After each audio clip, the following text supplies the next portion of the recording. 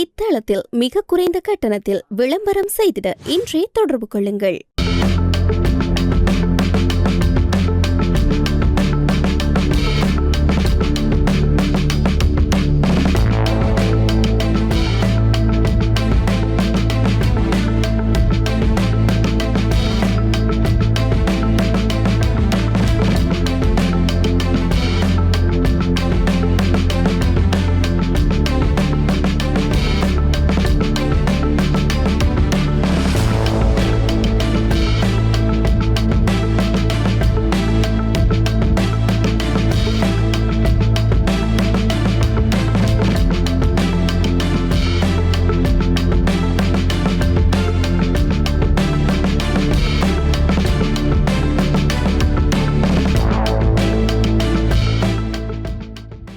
இலங்கையை சர்வதேச மட்டத்தில் குற்றச் செயல்கள் இடம்பெறும் நாடாக காட்டும் நோக்கில் செம்மணி மனித புதைக்குழி அகழ்வு நடவடிக்கைகள் முன்னெடுக்கப்படுவதாக தேசிய சுதந்திர முன்னணியின் தலைவரும் முன்னாள் அமைச்சருமான விமல் வீரவன்ச குற்றம் சாட்டியுள்ளார்.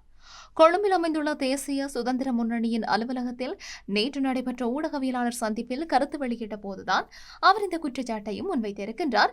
செம்மணி மனித புதைக்குழி தொடர்பான அகழ்வுப் பணிகள் தற்போது மீண்டும் தீவிரப்படுத்தப்பட்டிருக்கிறதாகவும் அதற்கு நீதி கோரி கத்தோலிக்க அருட்தந்தையர்கள் கொழும்பு மற்றும் யாழ்ப்பாணம் ஆகிய பகுதிகளில் போராட்டங்களை முன்னெடுத்து வருவதாகவும் அவர் குறிப்பிட்டிருக்கின்றார். இலங்கையில் கடந்த காலங்களில் இடம்பெற்ற சம்பவங்களை முன்வைத்து நாட்டை சர்வதேச அரங்கில் குற்றங்கள் நிறைந்த நாடாக சித்தரிக்கும் முயற்சிகள் இடம்பெற்று வருவதாக விமல் வீரவன்ச தெரிவித்துள்ளார். செம்மணி மனித புதைக்குழி விவகாரம் தொடர்பாக கருத்து தெரிவித்த அவர் இதன் மூலம் இலங்கையில் யுத்த குற்றங்கள், மனித உரிமை மீறல்கள் மற்றும் இனவழிப்பு போன்ற குற்றச்சாட்டுகள் இடம்பெற்றுள்ளதாக சர்வதேச சமூகத்துக்கு காட்ட முயற்சிக்கப்படுவதாக தெரிவித்துள்ளார். இலங்கையின் வரலாற்றில் இடம்பெற்ற பல்வேறு வன்முறை சம்பவங்கள் தொடர்பில் விசாரணைகள் நடத்தப்பட வேண்டியது அவசியம் என்றாலும் அவை ஒரு குறிப்பிட்ட அரசியல் நோக்கத்திற்காக பயன்படுத்தப்படக்கூடாது என்று சொல்லி அவர் கூறியிருக்கிறார். அரசாங்கம் தற்போது செம்மணி மனித புதைக்குழி அகழ்வு நடவடிக்கைகளுக்கு முன்னுரிமை வழங்கி வருவதாகவும் இதன் பின்னணியில் அரசியல் நோக்கம் இருப்பதாகவும் அவர் குற்றம் சாட்டியும் இருக்கின்றார்.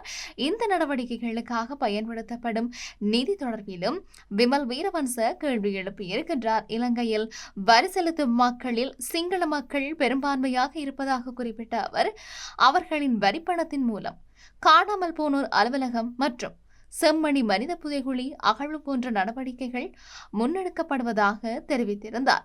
அரசாங்கம் மக்கள் பணத்தை பயன்படுத்தும் போது அனைத்து மக்களுக்கும் சமமான நீதி கிடைக்க வேண்டும் என்றும் ஒரு தரப்பினரின் சம்பவங்கள் மட்டுமே முன்னிலைப்படுத்தப்படக்கூடாது என்றும் அவர் குறிப்பிட்டிருக்கிறார்.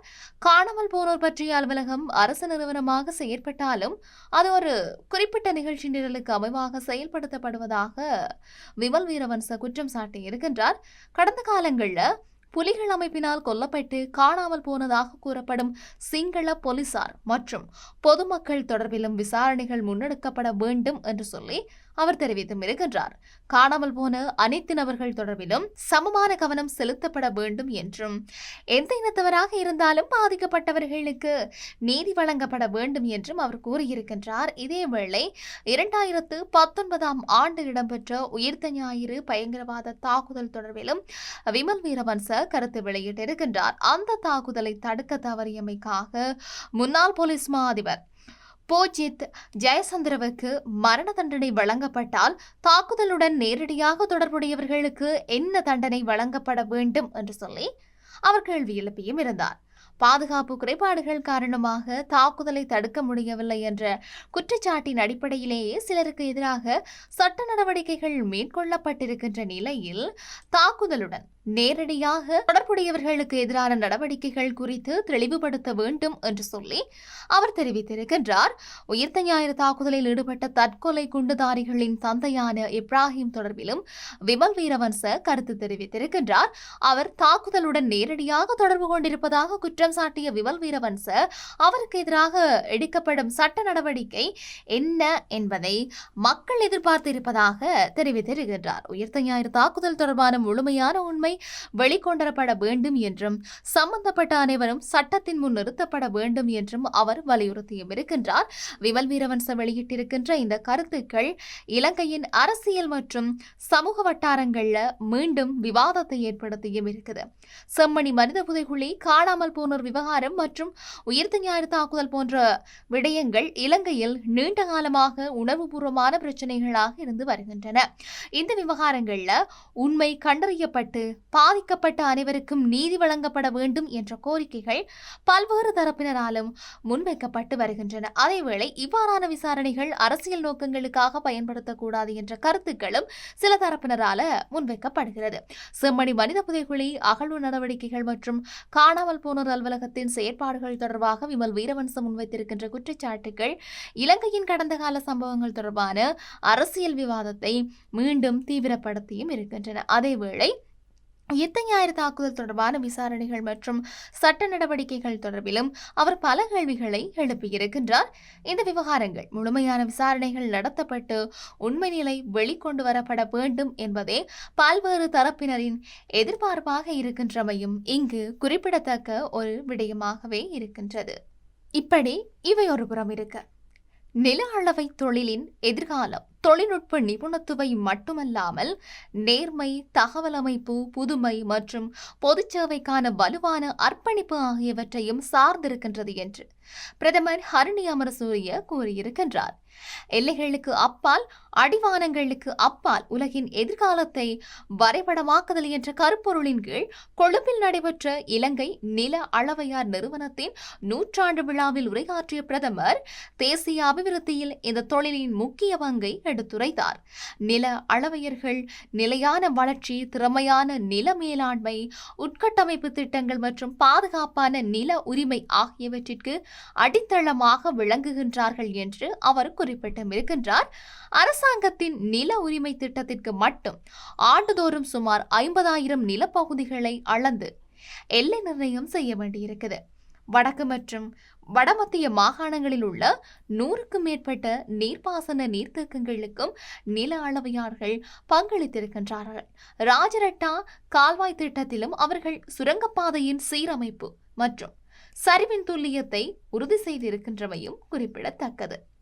செயற்கைக்கோள் தொழில்நுட்பம், புவியியல் தகவல் அமைப்பு, தொலையுணர்வு, ட்ரோன்கள், செயற்கை நுண்ணறிவு மற்றும் எண்ணிம வரைபடமாக்கல் ஆகியவற்றில் ஏற்பட்டிருக்கின்ற முன்னேற்றங்களால் இந்த துறையில முக்கியத்துவம் விரிவடைந்து வருவதாக பிரதமர் அமரசூரிய வலியுறுத்தி இருக்கின்றார். நகர திட்டமிடல், பேரிடர் மீட்பு மற்றும் பொதுச்சேவை வழங்குதல் ஆகியவற்றுக்கு நம்பகமான புவிசார் தகவல்கள் இன்றியமையாத தேசிய சொத்தாக மாறியிருக்கிறதாக அவர் கூறியும் இருக்கின்றார். வெளிப்படையான டிஜிட்டல் முறையில் இணைக்கப்பட்ட நிறுவனங்களை உருவாக்குவதன் முக்கியத்துவத்தை அவர் மேலும் வலியுறுத்தியும் இருக்கின்றார். மேலும் நீண்டகால திட்டமிடலுக்கு துல்லியமான மற்றும் ஒருங்கிணைந்த நில தகவல் அமைப்புகள் இன்றியமையாதவை என்றும் குறிப்பிட்டிருக்கின்றார்.